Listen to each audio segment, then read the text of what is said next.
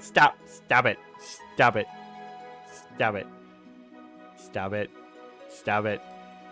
Stop it. Stop it. I will delete you.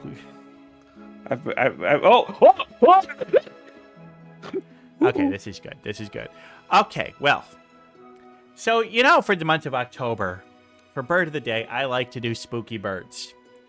But of course, this is my third October doing this, and boy, those last 2 years, I really did a lot of streams. And it's kind of hard to find birds that are spooky, but I think this time I found one that is a little bit of a spooky bird.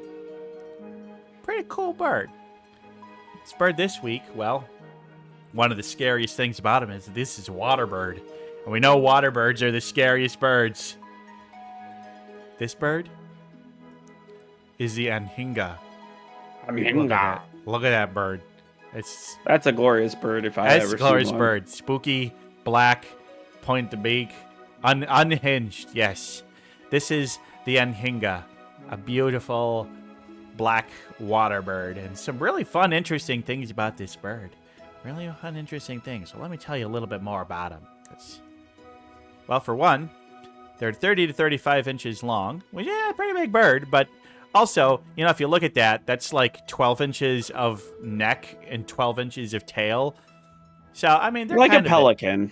They're a lot smaller than a pelican in terms of like body size, but in terms of like total length, it's not too far off. They're actually going to be a little bit smaller than a goose, I would say. You know, 45-inch wingspan, so nice big long wings, weighing about 2.7 pounds. Not a super long-lived bird. The oldest ever record in the wild was 12 years old. So what you're saying is, God said you get to die before your cringe happens. Yeah, pretty much. Now, I did say they're a water bird, but they are not a fowl. They are not of the Anseriformes order. They are part of the Suliformes.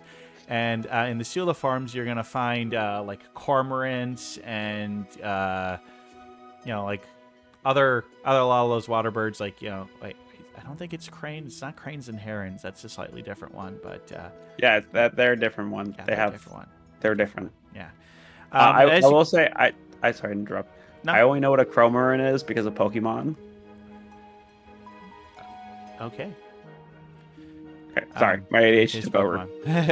But as you can see, they live on the coastal regions of Mexico and the southern United States, and then all the way down through Central America, and through quite a bit of the, I mean, that big red blob there is kind of like Amazon and coasts. Yeah, you're going to be found all around those places, but they are most numerous on the oceans, on those coastal areas is where you're going to find them. And the thing is that they're often confused for cormorants because a lot of times they're in the same area and they look very similar. Both with black feathers, long curvy neck, but they are not cormorants. Now these guys have a pretty cool little way that they make more of the Anhingas. Well, for one, in their second year, sometimes third year, they are going to find a mate, and they will continue to mate with that same mate year after year until one of them dies. So they are monogamous for life. I always like that. And then they do their nesting in colonies. So like a whole bunch of Anhingas, but not just Anhingas. Sometimes other water birds around. They're gonna basically nest all in the same area, up in trees. They're gonna build their nests up there, and but there could be like multiple nests in the same tree, and then like lots and lots of nests in the same like cluster of trees, because, well, it's just safety in numbers, baby. They have about 2 to 5 eggs per clutch, and they only get 1 clutch per year. And you can see some cute little babies up there. As you see, when they're babies, their feathers are white, and it's not until later in their first season do they grow their black feathers. So I think that's kind of neat. And then, yeah, both of the parents are going to help build the nest. Both of the parents are going to incubate the eggs. And both of the parents are going to feed the chicks and, you know, teach those little chicks how to be a good adult. So, you know, I like it. Yeah. I have a question. What's a colony of Anhingas called? I don't know. Why don't you know this? Because I didn't see that in... if I see that kind of information, it's probably, a lot of the times if you don't see it, like I've got my sources where I do these research, and they always include that bit of information if it exists. And this one, they didn't include it, so it's probably just called a flock. It's probably just a flock of All right, Anhingas. we're giving them a new name today. Okay. I'm listening. Oh, you didn't have an idea? I didn't have an idea. I'm saying we're gonna do that today. We have some hours left. Okay. All right. I'll have one by the end of this. I'll have one by the end of this presentation. All right. Cool. Now, I love that picture. He's so goofy looking. But yeah, some really interesting stuff about them. Now, obviously, they are water birds, so their diet's gonna pretty much be fish, but also amphibians. They'll eat a toad, they'll eat a frog, they'll eat a salamander. Now, one of the cool things they do is that they will often... No, these guys swim. These guys swim so differently than any other water bird that I've been finding. So, one of the famous things about ducks and geese and even ibises and cranes and herons is that their feathers produce an oil that makes them water, hydrophobic. The water just slides right off of them. These guys don't have that.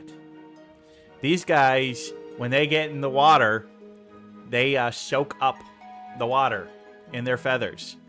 But you think like, oh, well, that just weighs them down. That's going to make it really harder for them to swim. And in some ways, it does. But oddly enough, it makes them naturally buoyant. So they don't either really sink or float, which gives them excellent control underwater. So they're able to swim basically up and down and all around very easily when they're in this condition. And very often what they'll do is they'll have their body underwater and they're going to swim with just their neck out of the water, which you can see on the bottom left picture on this previous page. I gotta appreciate a semi-submerged bird. Yeah. And that's why, well, on the bottom there's a whole list of nicknames, but one of their nicknames is the snake bird because their heads poking out of the water kind of look like a snake going through the water. But yeah, they will swim through the water, and they're going to have their neck tucked back into their body and their beak closed, and they're going to swim around, they're going to find a fish. And then what they do is when they get that fish, their neck shoots forward like a spring gun, and their pointy beak is so sharp it will impale the fish. So they're basically like a harpoon gun underwater. They harpoon the fish with and then bring it up to eat. That's so sick. That's metal as fuck. It's fucking awesome. I love it. Yeah, that's how they hunt. It's pretty sweet. Now, because they get waterlogged on there, once they get out of the water, you're very often going to see them, like you saw in the very first picture of this presentation. They're going to do there, and they're going to spread their wings and their tails all the way out, and that's so they can dry it off in the sun. And because of that, they need sunny areas. So these guys do migrate, and they're going to migrate to wherever it's sunniest. They love to be around the sun. They don't go too far north or too far south. They kind of hang around the equator, but they're going to go up and north and south to wherever the sun is, because they got to do that to dry off, and it's kind of a neat thing that they do. So I'm glad I'm not alone. It kind of reminds me of one of the monsters from Monster Hunter Rise. Okay. They're pretty neat. I would design a monster around these guys. I would too. I'd fight it. I'd fight it hard. Yeah, they have a lot of nicknames called the Water Turkey, the Grecian Lady, the Devil Bird, the aforementioned Snake Bird, and the Tupi people in the Brazilian rainforest. Their name for them translates to Evil Spirit of the Woods. I thought geese were the turkey of the water. Well, the thing is, it's just like you can have that might be the nickname in the United States, but not the nickname in Brazil. Or in, it's survival of the fittest until it's you, huh, Gilbert? I know I could defeat you. Yeah. Easy. Gilbert would kick the turkey his of the ass. sea, that's mahi. No, that's chicken. Hold on. Chicken of the sea Grouper. is Grouper. Grouper. Yeah. So do we have a mating call? They don't actually vocalize that much. They're a very quiet bird. They do some like little chirps and stuff, but for mating, their mating's all about dance and spreading the feathers out in presentation. It's not very auditory. I mean, look at that plumage. Look at that shit. That's some amazing plumage. Those are some good feathers. I mean, I didn't know much about the Anhinga before I started researching them. And these have become maybe my favorite water-based bird. These guys are friggin' metal as fuck, and they're awesome, and I love just how unique they are as far as water birds go. These guys, I love them. Like, it's a water bird. I'm not supposed to love a water bird, but here we are. You can love whatever you want. I mean, it's a new world. Gilbert. It's a new time. Gilbert. No, I hate Gilbert. Fuck Gilbert. All my homies hate Gilbert. Gilbert is good friend. Gilbert is good friend. Fuck Gilbert. But yeah, 100%. my thoughts, the Anhinga. No, it's not a foul. It's not a foul. It's not a foul. It's totally not different. A foul. Jay blacklisted. Got it. Got it. Fair. Yeah, got it. It's bold of me to assume I didn't blacklist you already. Unfriended, unfollowed, and I'm working on the cancellation document right now. Yeah, I guess the Anhinga shows that even water birds can be pretty damn cool. I forgot that you have a prejudice against water birds. I kind of do. That's the thing, is like, you hate waterfowl. Like, actually, waterfowl aren't, like, they're not gulls or petrels. There's a reason why Gilbert's called a waterfowl, not a water bird. It's because she stinks foul. Yeah, well, as far as I hear, you're pretty stinky. I'm not stinky. I preen every day, thank you. I have my own personal bird bath.